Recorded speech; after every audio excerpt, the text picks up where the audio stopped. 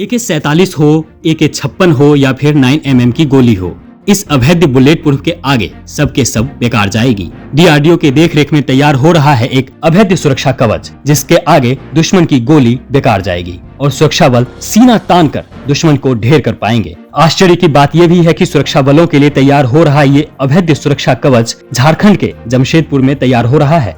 अब इस अभेद्य जैकेट को बनाने वाले कौन है, उनको ये ख्याल कैसे आया, ये भी एक जरूरी सवाल है जो आपके मन में होगा। तो चलिए उसको भी दूर किए देते हैं।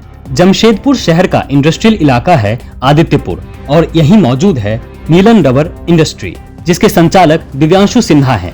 दिव्यांशु वैसे तो IIT खड़गपुर से ऑटो सेक्टर में इंजीनियरिंग की है, लेकिन उनका लगाव कभी ऑटो सेक्टर की तरफ नहीं हो पाया। कारण था कि उन्होंने कुछ हटकर करने की ठानी थी, तो भाई उन्होंने DRDO से संपर्क किया। कई दौर के मशक्कत के बाद आखिरकार उन्हें वो मंजिल मिल ही गई जिसकी तलाश में वो निकले थे। देश के नीति संचालकों ने सोचा कि बहुत सी ऐसी छोटी छोटी चीजें हैं जिसका ABC लेवल कम से कम देश में प्राइवेट ऑर्गेनाइजेशन से करवाया जा सकता है, ताकि वो XYZ वाले पे कंसंट्रेट कर सके। तो एक बुलेट प्रूफ जैकेट या बैलिस्टिक, हम इसको कहते हैं रेजिस्टेंस, बैलिस्टिक रेजिस्टेंस मतलब बैलिस्टिक प्रूफ नहीं होता है, लेकिन उसको रोकने की क्षमता। तो अगर आपके ऊपर 100 तलवारें चल रही हैं और एक ढाल से कम 80 को तो आप रोक सकते हैं। उसी विचारधारा के साथ DRDO जैसे ऑर्गेनाइजेशन जो कि बहुत ही क्वालिफाइड है, उन लोगों ने हम जैसे लोगों को चुना जो कि टेक्निकली थोड़ा बहुत कुछ काम कर रहे थे, और उनको कहा कि आप इनिशियल लेवल के काम को शुरू करें। और उन्होंने रियली हम लोग का हैंड होल्डिंग किया। मैं शुक्रगुजार हूँ, क्योंकि अकेला चना भार नहीं फोड़ सकता है। देश के बहुत से लोगों ने हमारा हेल्प किया, और उसके चलते अब छोटे छोटे बैलिस्टिक प्रोडक्ट्स जो कि उन्होंने DIPP एक संस्था है भारत की, जिन्होंने हमें लाइसेंस दिया, कोविड के बीच में लाइसेंस दिया। पिछले साल उन्होंने हमें लाइसेंस दिया और हमें कहा कि अब आप इसकी तैयारी करके काम करना शुरू करें। इसके लिए विगत 2-3 सालों से हम लगातार लगे हुए हैं, इनफैक्ट उससे ज़्यादा कुछ दिनों से लगे हुए हैं। कोशिशें जारी थी, लेकिन जब देश को भरोसा हुआ कि इनिशियल लेवल का काम अब देश के कई हिस्सों में शुरू हो सकता है, तो इन आइटम्स को अब देश के लिए ओपन कर दिया गया। DRDO ने इन्हें 4 लेवल पर काम करने को कहा। इन्हें लगातार गाइडेंस भी मिल रहा है।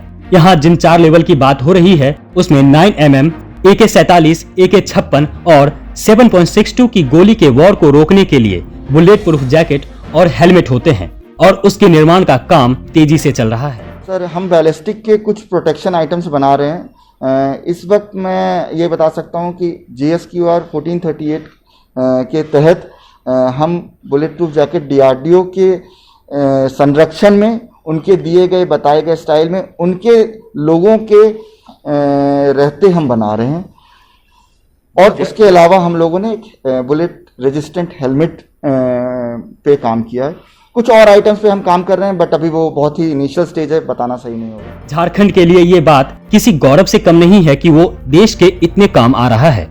खनिज से भरपूर राज्य रक्षा क्षेत्र में अपना योगदान देकर अपने नागरिकों को इतराने का एक और मौका दे रहा है। सर, झारखंड शुरू से देश का दिल रहा है। कहा जाता है दिल का जगह ये होता है, तो हिंदुस्तान के नक्शे में झारखंड का जगह यहाँ है।